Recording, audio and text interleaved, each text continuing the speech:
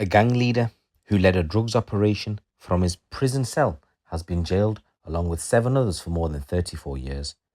Mubashir Ali-Haider was the mastermind behind the Smokes County drugs operation that saw heroin and crack transported from Sheffield to Derby. Using a phone that had been smuggled into his jail cell at HMP Lindholm, Ali-Haider was found to have directed the mass marketing messages bragging about the gang having the best of both drugs, as well as the marketing of the line. The 25-year-old, who was serving time after being jailed for possessing crack with intent to supply, also sourced the wholesale supply of Class A drugs and arranged for money from the gang's criminal activities to also be moved during a 5-week period between October and November 2021. Gang member Abdul Wadud took the leading role for Ali-Haider on the outside and supplied the drugs to the line, as well as organising the drug runners Tommy Dixon to collect the drugs which were transported into Derbyshire. Dixon, who also had control of the 2-line phones used by the gang to promote their drugs to a list of dozens of contacts, was arrested on the 23rd of November 2021 with a significant quantity of Class A drugs along with a knife. While he was bailed for drugs offences, he pleaded guilty to possessing of the weapon and was jailed for 8 months. As well as Dixon, Mustafa Ali had also had control of the line phones, and a warrant at his house in Sheffield found crack and heroin, which tested had fingerprints that were matched for Ali on them. The gang used drug user Faisal Hussein's house in Derby to sell their drugs, and he claimed that he was not part of the gang. However, when he was arrested along with Dixon in 2021, he was found to be in possession of a small quantity of Class A drugs and a knife, possession of which saw him jailed for 6 months. A mobile also attributed to him was found to contain messaging relating to the dealing of drugs on behalf of the gang. Ali-Haider also co-opted his partner Sana into helping the gang, with the 25-year-old topping up the line phones and moving the money made from the illegal activities. The final 2 gang members were Hamza Khan and Basan Khan. Hamza was shown to be the man resupplying Dixon with drugs as well as moving cash around, and a warrant at his home on the 16th of May 2023 found a realistic but non-viable black firearm, a sword and a pocket knife.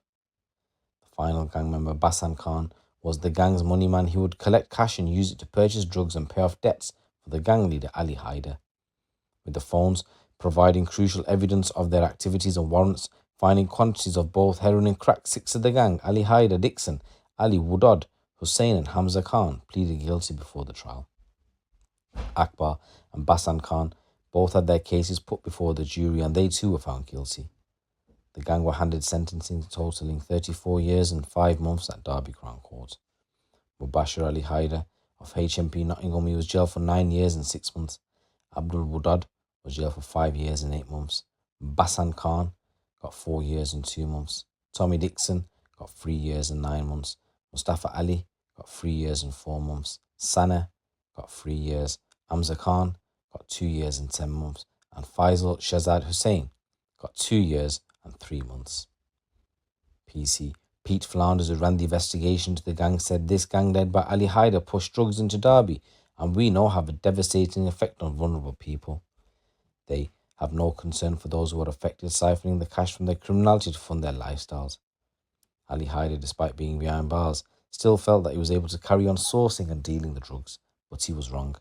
As a force, we will use all our powers at our disposal to bring those who seek to do such harm to our communities to justice, whether that be in Derby Street or prison cell miles away.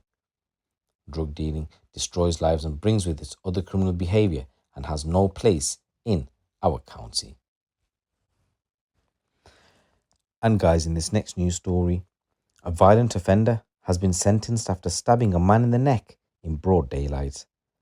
At around 3:15 on Tuesday, 11th of July 2023, John Garrett attended a Shell garage in Tiptree. He took 2 bottles of alcohol from the shelf of the shop and threatened the staff before leaving and heading towards a bus stop in the village next to Wilmin Green. There, the 55-year-old Garrett approached 2 men and a woman at the bus stop, and he was seen arguing with one of the men in the group before he stabbed him in the neck 3 times and left him in a life-threatening condition as paramedics rushed to the scene.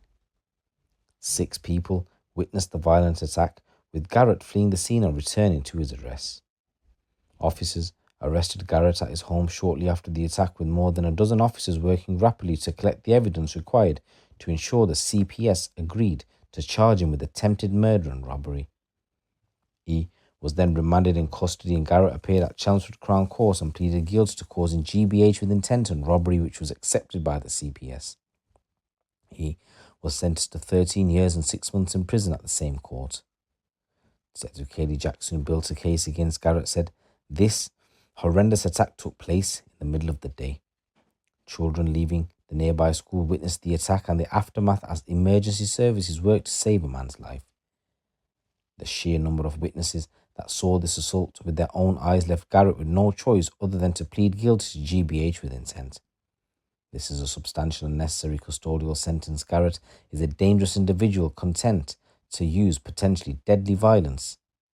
While we are sure this was a distressing incident for the community affected and those that were nearby at the time, we are confident and thankful this was an isolated incident." So the guilty plea was secured thanks to the hard work of officers in the local policing team, and DC Jackson added the wealth of work and evidence required to secure this conviction can't be underestimated. It takes hundreds of officer hours to make sure offenders like Garrett see justice, and results like this are what the victims of these incidents deserve to see, so I hope this sentence brings them some comfort. And in this next story, following an investigation by Thames Valley Police's major crime unit, a man has been jailed for murdering Philip Breach in Oxford. Liam Jones was sentenced to life in prison with a minimum term of 37 years. At around 6 o'clock in the morning, on the 30th of November 2022, officers attended a street following reports of a man calling for help. The victim, who was called Philip, was found with multiple head wounds and in a critical condition beside a path in the park. He was taken to the John Radcliffe Hospital for further treatment, but he sadly died soon afterwards. The post-mortem concluded that the cause of death was blunt force trauma to the head and neck. Jones was arrested on the 1st of December 2022 and charged on the 5th of December 2022. Senior Investigating Officer Detective Inspector Pete Clark of the Major Crime Unit said Liam Jones is a very dangerous individual, and the significant sentence handed down by the court today reflects this. Jones and Philip Breach had a minor disagreement outside Philip's flat in the evening before the murder, and Philip went to bed unaware that Jones was formulating a plan to attack him the next morning. Jones left his flat just a few hours after the argument, shortly after 4 o'clock in the morning, taking steps to disguise his identity as shown by CCTV footage. Jones walked around the area waiting for Philip to appear, knowing that he would be likely to walk to the shops to collect his paper as part of his morning routine as an early riser. Sure enough, Philip did exactly this, and CCTV footage showed Jones tracking Philip during his journey to and from the shop.